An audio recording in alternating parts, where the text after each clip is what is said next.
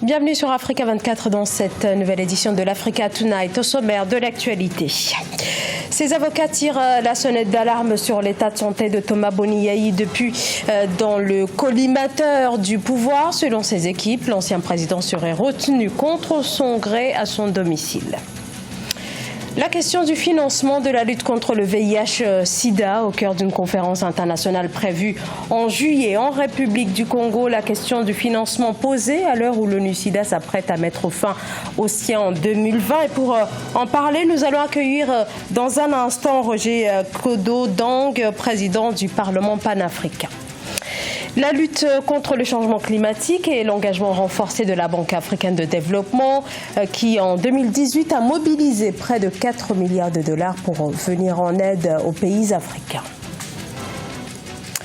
Au Bénin, la confusion règne toujours autour de la situation de Thomas Boni Yayi qui n'a pas pu s'entretenir vendredi avec le magistrat instructeur chargé de l'enquête des événements des 1er et 2 mai. Les avocats de l'ancien président ont tenu une conférence de presse ce samedi dans laquelle ils disent s'inquiéter de l'état de santé de leurs clients, bloqués selon eux depuis un mois à son domicile de la capitale Cotonou. Ils dénoncent le dispositif policier mis en place autour de sa résidence depuis les violences post-électorales. Reportage entre correspondant, Lefti Ounou.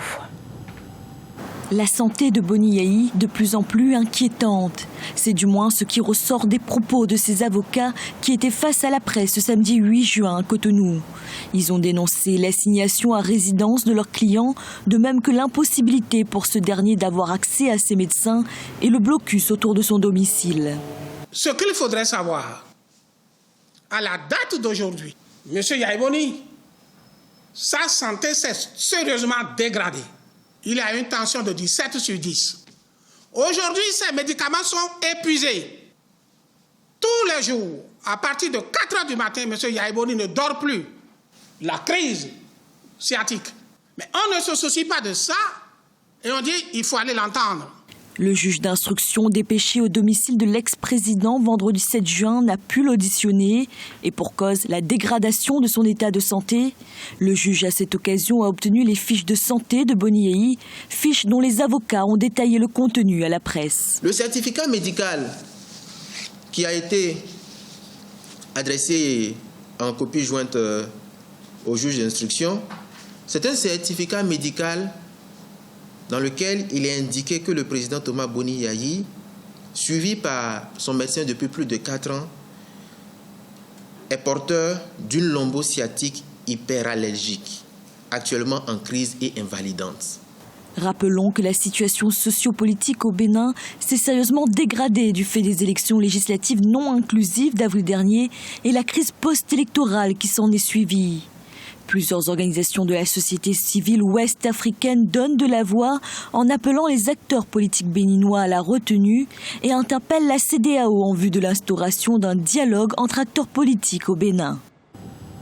Brazzaville abritera du 10 au 13 juillet une conférence internationale sur le VIH-Sida, maladie qui touche en premier lieu le continent africain, qui concentre 2 tiers des porteurs du virus.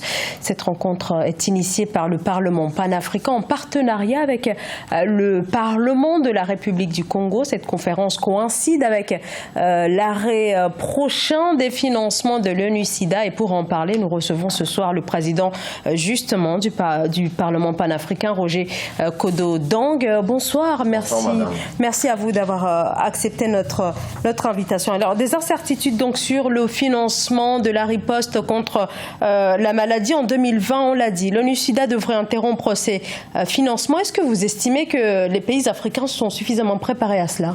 Je voudrais tout d'abord vous remercier pour cette opportunité que vous me donnez de lancer officiellement la conférence continentale qui aura lieu à Brazzaville, placée sous le très haut patronage de son Excellence Denis Sassou Nguesso, président de la République du Congo. Cette conférence va réunir les ministres en charge de la santé, les ministres des Finances, les parlementaires et tous les acteurs de la filière santé. Il est question justement de se préparer à l'arrêt des engagements de certains de nos partenaires de santé, notamment l'ONU-Sida qui devra mettre un terme à ses activités ou moyennement à ses activités en 2020, mais également... Donc, un arrêt progressif, finalement. Un arrêt progressif, mais également, vous savez que l'Afrique fait face à plusieurs pandémies. Donc, il est question aujourd'hui de ne plus dupliquer ce que les Africains avaient fait en 2001 à Abuja, où ils se sont entendus à financer à hauteur de 10% les soins de santé. À nos jours, cela n'a pas été fait. Il est tout simplement question, et l'urgence est de mise. Avec le président Sassou, le Parlement congolais, l'ONU-SIDA et l'OMS, il est question de réfléchir aux nouvelles sources de financement de la santé. Ce qu'on peut appeler aujourd'hui les sources innovantes de la santé. Parce que l'Afrique, comme vous avez si bien dit, concentre plus de 2/3 des personnes affectées par le VIH-Sida. Les antirétroviraux étaient devenus à un prix acceptable, supportable par tous, mais avec l'arrêt des engagements de l'ONU-SIDA, ces antirétroviraux vont augmenter en prix et la maladie, la transmission de la mère à l'enfant va continuer et je crois que ça sera difficile pour les Africains. Le développement que nous attendons sera difficile parce qu'une population jeune et majoritairement malade ne peut pas participer au développement de notre continent. C'est pour cette raison que du 10 au 13, la conférence va se tenir sur 2 jours, c'est-à-dire le 11 et 12. Le 11, il y aura 3 séquences. La séquence des ministres en charge de la santé qui vont nous dire quels sont les problèmes qu'ils trouvent dans leur domaine. La séquence des ministres des Finances. Parce qu'il est question aujourd'hui de voir avec nos ministres des Finances... Justement, précisément, qu'est-ce que vous attendez exactement de cette conférence en termes de promesses, en termes de mobilisation sur le financement, puisque ça reste le nerf de la guerre? Nous attendons que certains donateurs se mobilisent pour financer la santé en Afrique. Et qu'on ait... L'Afrique, c'est quand même le pays de l'industrie. Et qu'on essaie de revoir dans certains domaines comment est-ce qu'on peut tirer même 0,1% pour financer la santé. Parce que dans les budgets nationaux, le problème se pose. Nous n'arrivons pas à trouver les moyens pour financer la santé. Et comme je l'ai dit, il ne va pas s'agir seulement du VIH-Sida, mais il va s'agir du financement de la santé de manière générale. Et comme vous le savez, l'Afrique, c'est le continent de la maladie. Il n'y a pas que le VIH, il n'y a pas que... il y a les endémies nouvelles, telles qu'Ebola, qui sévit. Et puis, avec le mouvement des populations, nous sommes en train de tendre vers la libre circulation des personnes et des biens en Afrique. Il est question de prévenir beaucoup d'endémies qui pourront surgir. Donc, nous attendons quoi concrètement?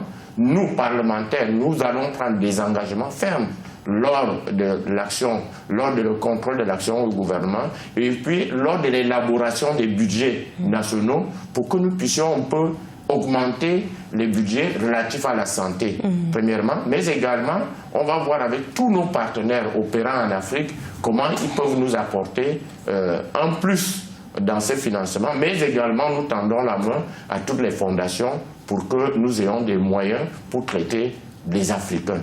Et le rôle du Parlement dans ce contexte, c'est quoi?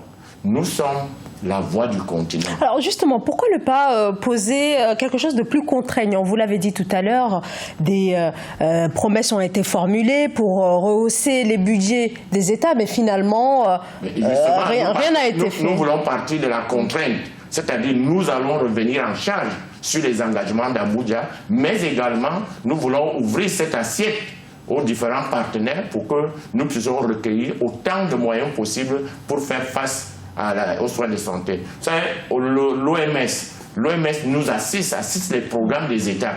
Mais l'ONU-SIDA avait cette particularité qu'elle mobilisait les fonds et ces fonds servaient à réduire les coûts des antirétroviraux. Donc le Congo-Brazzaville, dont le chef de l'État s'est impliqué avec son épouse pour les couches les plus vulnérables, a été choisi pour qu'ensemble nous allions réfléchir. 2 jours de réflexion, comme je disais, il y a donc la séquence des ministres de la Santé, la séquence des ministres des Finances, mais également la séquence des parlementaires. La séquence des parlementaires.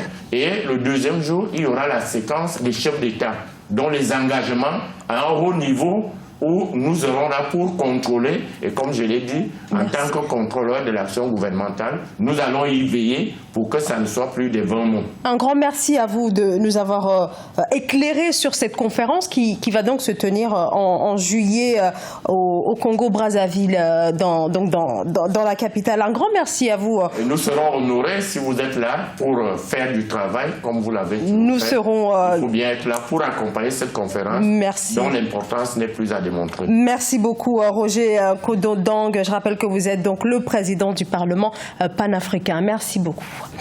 Près de 4 milliards de dollars, le montant du budget mobilisé en 2018 par la Banque africaine de développement pour contenir le réchauffement climatique. La lutte concentre actuellement plus de 30% des budgets alloués par l'institution, de plus en plus préoccupée par ce fléau qui menace directement le continent africain. Les conséquences sont aujourd'hui très alarmantes. Corinne Kamsefem. En 2018, la lutte contre le changement climatique en Afrique a reçu un financement de 3,27 milliards d'euros de la Banque africaine de développement, soit 32% des approbations de projets au cours de cette année, une nette progression comparée aux 9% de 2017. La grande bénéficiaire de ce financement reste l'Afrique de l'Ouest, avec 34% des fonds alloués. La Banque africaine de développement prend conscience du fait que l'Afrique en général est encore l'un des continents où on rencontre plus de ressources naturelles, et puis elle estime que c'est le moment davantage d'investir sur son continent pour éviter l'avancée ou la progression du réchauffement climatique dans le monde. Dans le détail, 51% de ce financement ont été alloués aux projets visant l'atténuation du changement climatique et 49% pour l'adaptation au changement climatique. Une qualité de financement qui reflète la philosophie de la lutte défendue par la Banque africaine de développement, à savoir renforcer la résilience climatique des communautés plutôt que de se concentrer sur les interventions d'urgence. Je pense que subventionner l'agriculture, le reboisement, c'est au niveau plus bas de l'échelle. Parce qu'en allant plus bas, on va rencontrer les populations, on va les pousser à reboiser, on va les pousser à faire de l'agriculture, on va les subventionner. Ça va faire que davantage, on aura un phénomène de recyclage de l'atmosphère et puis un phénomène de réduction du réchauffement climatique. Bien qu'elle produise seulement 4% des émissions de gaz à effet de serre chaque année, l'Afrique reste malheureusement la région du monde la plus exposée et la plus vulnérable aux effets néfastes du changement climatique. Aussi, la lutte contre la survenue de ces fléaux reste une priorité dans l'agenda 2063 de l'Union africaine. Ce journal a été réalisé par l'ensemble de la rédaction. Merci de votre fidélité. Dans un instant, une nouvelle édition de l'actualité sur Africa 24.